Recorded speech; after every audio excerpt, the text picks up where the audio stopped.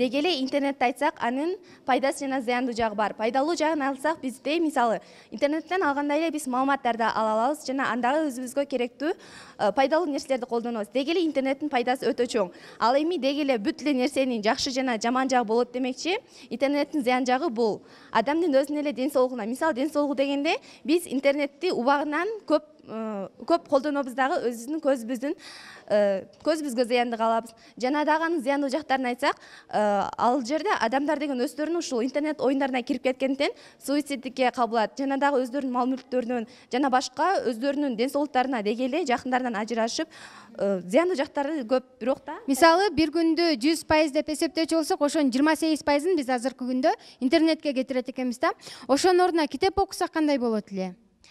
Негизинен китеп окусак, биз өзүбүзгө негизи биз ошол эле китепти чыңды айтмак, мисалы Ак кеме повестин ала турган болсок, биз аны ошол эле интернет тармагынан көрө турган болсок, бул көргөнү менен дагы анын окугандын дагы айырмасы өтө чоң да. Ошону көргөндөн биз өзгө ошол окуяны элес аркылуу кабыл алабыз. Ал эми окуганда ошондой окуяларды, жазууларды жана өзгө окуганда элестетип окуса болбойбу, э?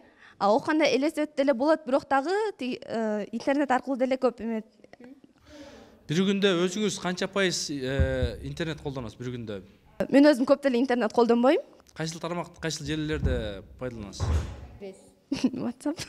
WhatsApp.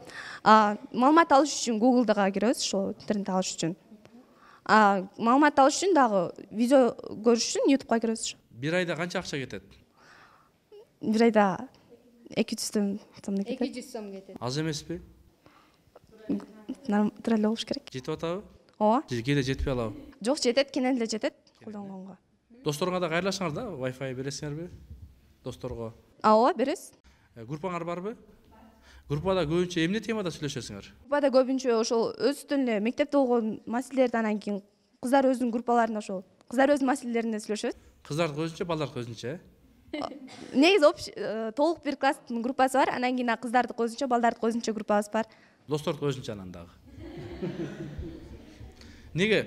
Мен ушул жерде таң калам да, неге дегенде бөлүнүп атпайбы? Бул жерде ушул секреттер бар да. Балким кээде алдайт же башка ошол нерселер билип калбасын деп бөлүнүп чыгат да.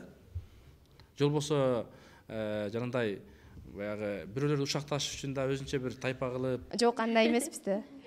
Кандай? Мисалга деген бизде деген сиз айткандай эле туура достордун өздөрүнчө сырлары болушу мүмкүн. Башка бирөөгө айта албаган сырларын ошол достор, жакын түшүнгөн достор аркылуу дароо ошол эле учурда сүйлөшкүсү келсе, ошол WhatsApp аркылуу, ошол соц тармактар аркылуу досторуна айтып демөө алгысы келетін чыгар. Ошондон жакын достордун өздөрүнүн группалары бар, ошол жактан сүйлөшөбүз.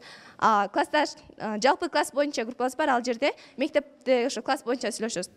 Деңгээлине жараша турбайбы, мындай? Чоң рахмат.